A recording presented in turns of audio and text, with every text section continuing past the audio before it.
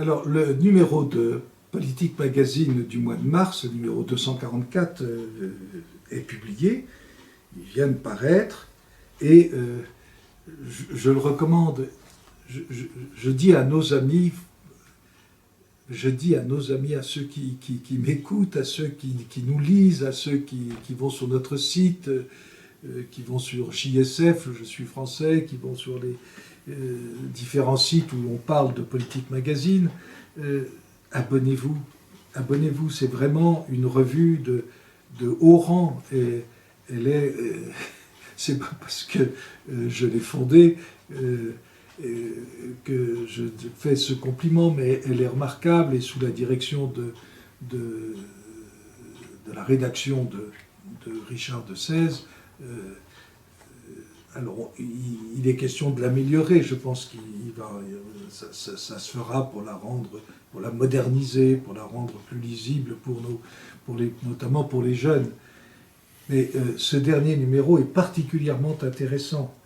Et il porte essentiellement, évidemment, sur Trump, le phénomène Trump. Alors, je vous recommande ce dossier, ainsi que les articles relatifs à Trump dans le journal. C'est vraiment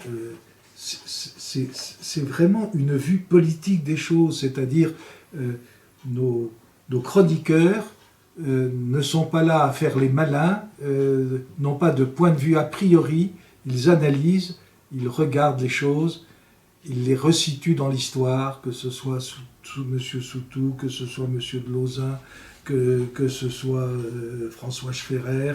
C'est remarquable. Et on comprend tout. Et à ce moment-là, évidemment, on a un jugement beaucoup plus réservé, beaucoup plus, beaucoup plus réaliste. Il serait grand temps que les conseillers de Macron, que Macron lui-même, lisent Politique Magazine. Évidemment, ils méprisent, parce qu'ils sont incapables de comprendre ce que représente cette école de pensée, qui est la nôtre. Et puis, il y a tous les autres sujets, sur l'Europe, sur la Syrie, sur ce qui se passe en Syrie, sur l'Europe, sur Emmanuel Macron et l'Afrique.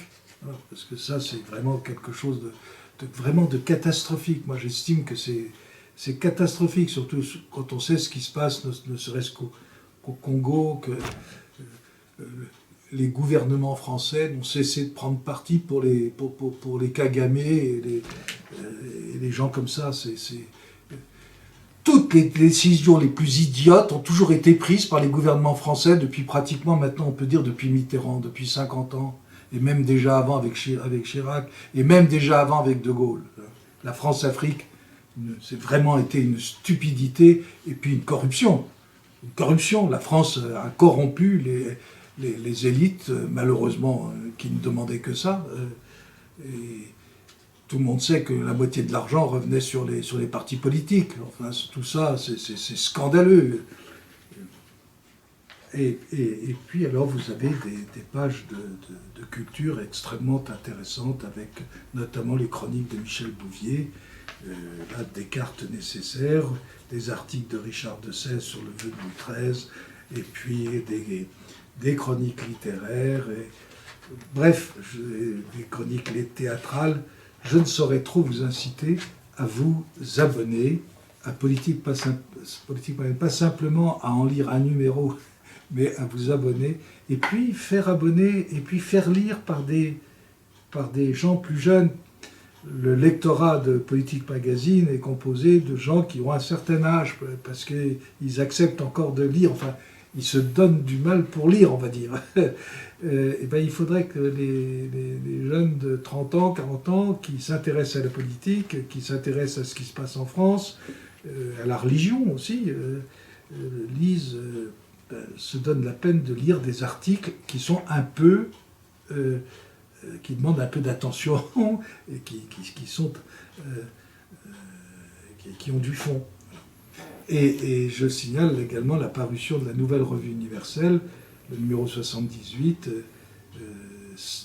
Le dossier, c'est 7 défis pour la France, avec des hommes absolument remarquables, Fabrice Adjadj, Dominique de Cherff, Jean-Philippe Chauvin, Axel Tisserand, le général Lalanne Berdoutic et Gilles Varange, bien sûr, qui est l'ancien rédacteur en chef de la revue, qui nous est revenu et qui fait un article absolument d'une clarté éblouissante, comme d'habitude, sur la révolution conservatrice américaine. Alors, voilà deux revues qui appartiennent au même courant de pensée, dans lequel il y a vraiment comment dire, un souci de fond et puis un souci de forme. C'est bien écrit, c'est tellement rare, c'est vraiment bien écrit. Et il y a très peu de fautes. Et les fautes, on voit très bien, ne sont que des fautes d'inattention. Voilà, quand on tape, on a commis une petite faute, elle n'a pas été relevée, comme ça arrive souvent. Mais pour le reste, c'est remarquable. À tout point de vue, la forme, le fond, abonnez-vous.